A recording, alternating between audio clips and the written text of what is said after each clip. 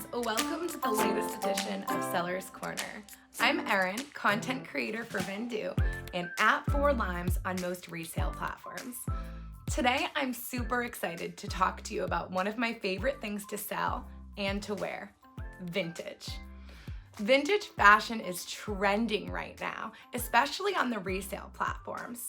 High waistlines, retro t-shirts, bold patterns, granny patterns, and vintage accessories are in demand. With fast fashion companies mass reproducing these styles, people really want the real thing, and they're willing to pay up for it. An item is vintage if it is at least 20 years old. Once something is 100 years old, it becomes an antique. This edition is a follow-up to one of my recent vlogs for Vendoo entitled A Reseller's Guide to Vintage Fashion, featuring vintage expert Breezy von Breezy. In that article, which I'll link down below, I feature tips for sourcing vintage, photographing, dating, and authenticating. I feature some of Breezy's BOLO, Be on the Lookout brands, and also some fun pop culture vintage trends throughout the decades. Be sure to check that out. My look today is almost totally vintage. I love my 1990s cardigan, purchased from Evoke Thrift on Instagram with all these pretty colors. And these are my favorite 1980s acid wash Levi's, purchased from a coveted closet on Poshmark. They really do not make clothing like this anymore. With a limited supply available, it can be tough to find vintage. It can be even tougher to determine if an item is authentic, that is 20 years old, and actual vintage. A lot of resellers totally avoid the area due to finding it, authenticating it, and photographing it. Vintage does present some challenges, but it has an astronomical resale value, and it's really in demand right now. To determine which kind of vintage styles are trending, take a look at the Depop Explore page.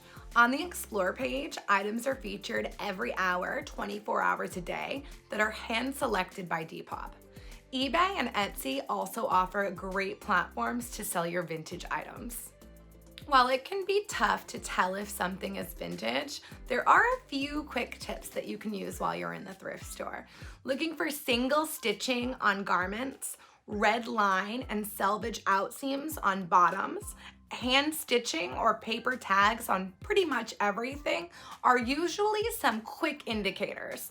Of course, often you will have to do some more research. There's plenty out there, including in Breezy's course, which examine tags and fabric types throughout the years, so they'll help you tell if your item is actually vintage. In my experience, the best place to find vintage is the thrift stores, especially church thrifts and estate sales. And hey, don't be afraid to check out your grandparents' closet.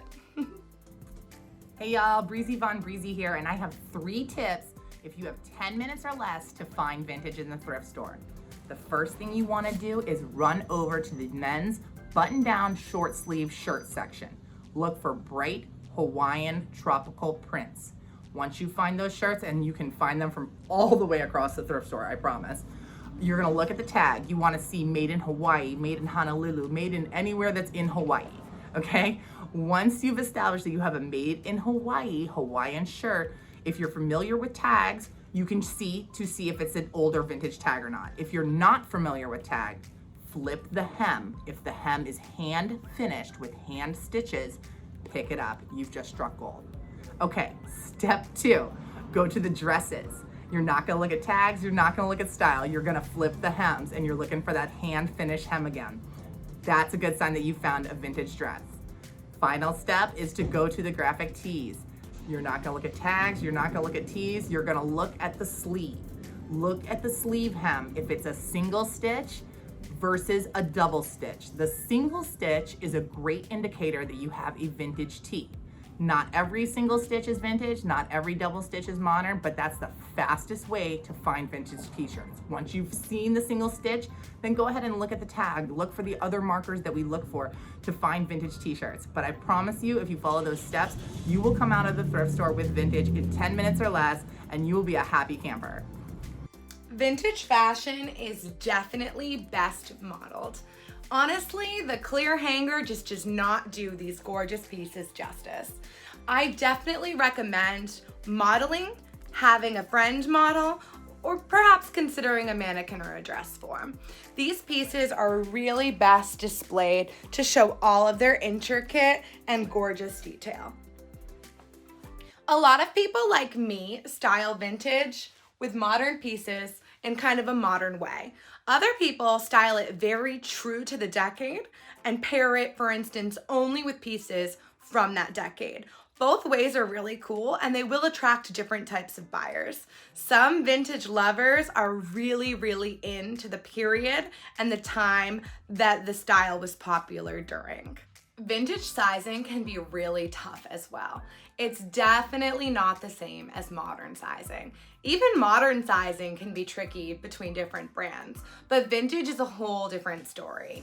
With vintage items, measurements are not optional. You need them all. For shirts, you definitely want a chest or pit-to-pit measurement, as well as a shoulder to hem or a waist if necessary. Pants, of course, the waist, the inseam, the length, maybe even the leg width and the rise. Dresses and men's tailored garments require even more. Basically, there's such variation between a modern size and the size that you might find on the tag, if any, that it's really important to include every single last bit of information. That being said, I do recommend, once you have the measurements, to select a size that reflects the modern equivalent. Meaning, while this piece has no size, it's about a modern medium. So if I were to list it for sale, I would list it as a size medium. And that way, people looking for medium that are searching by their size can find it. That being said, I would definitely be sure to include that that's a modern equivalent. I would photograph the vintage size, and again, I would include all measurements. That is an obstacle for sure, and kind of determining what things are, but it's just something that you get used to when you start selling vintage. So let's talk decades. Y2K is hot right now. Essentially, the same things that I wore in elementary school are back in. Basically, think of Britney Spears, Destiny's Child, Paris Hilton, and anything that a Bratz doll would wear. While there are some really notable designers from that era, it's really the younger brands that are in. Ed Hardy, Lisa Frank, old school Nickelodeon, pleated miniskirts, velour tracksuits, shrunken baby tees, which are essentially children's t-shirts, and baguette bags are definitely in style. As a tip, from the 90s and from all decades, always check out concert t-shirts. Some of them have an astronomical resale value. Vibrant colors, fanny packs, mom jeans, cardigans, and overalls are among some of the many trending styles from the 1990s. Think of bleach tips, leather jackets, and fashion inspo from Drew Barrymore, J-Lo, Jennifer Aniston, and the whole cast of Friends. Those styles are super popular right now and definitely selling on the resale platforms. The 1980s are known for suspenders, track jackets, parachute pants, spandex, and cutoff sweatshirts. Think Cyndi Lauper. She was definitely a fashion icon. Some of the most popular brands with the highest resale value from that era include Coogi, Ralph Lauren, Victor Costa, Tommy Hilfiger, and Levi's. We actually get a lot of modern fashion influence from the 1970s, where bohemian patterns, folk patterns, smock dresses, and crochet garments were super in. That era is also known for platform shoes, which have made a comeback. The 1970s features a lot of silk, slip, and satin pieces. Be sure to never skip the undergarment rack at the thrift store. Pieces like this have an astronomical resale value, and you can definitely see when you feel the quality. America in the 1960s was known for political reform and major trends. The beginning of the decade more closely resembled the historic and classic styles of the 1950s, but the end of the decade was an explosion of fashion with flared legs, berets, Peter Pan collars, sequins, and disco wear. Everyone in that decade wanted to dress like Jackie O. She is one of the most influential style icons of all time. Bullet bras, pencil skirts, poodle skirts, leather. You know I'm talking about the 50s. The classic 50s has major fashion vibes. Think the soda fountain, the drive-in, and the sock cop. Major influencers at that time were Liz Taylor and Elvis Presley. 1950s garments are really tough to get your hands on, but if you can, you'll definitely appreciate the quality and the demand. 1940s style is described as very conservative and masculine. Think boxy shoulders, plain colors, pillbox hats, and brooches. A lot of synthetic materials were developed in the 1940s, and at that time, a lot of clothing started to be made using them. And basically, that's because the war and how silks and cottons and other real fabrics were used to create supplies. The 1930s major trends were romantic and glamour. Think furs, silks, and satin gloves. Interestingly, because synthetics weren't used, a lot of women's clothing was cut at a bias, kind of angled hems to give the look of more shape and more of a silhouette before we really had the means to create clothing in that way.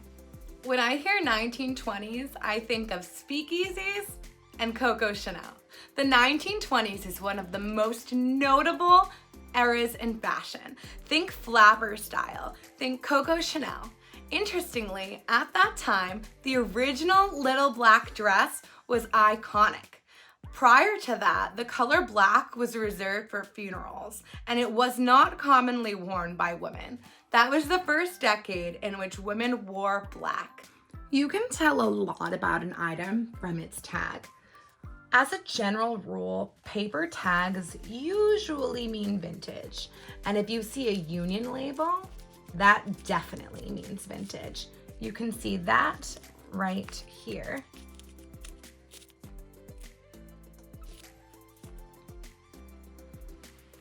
They're not all paper though. These are vintage pieces as well.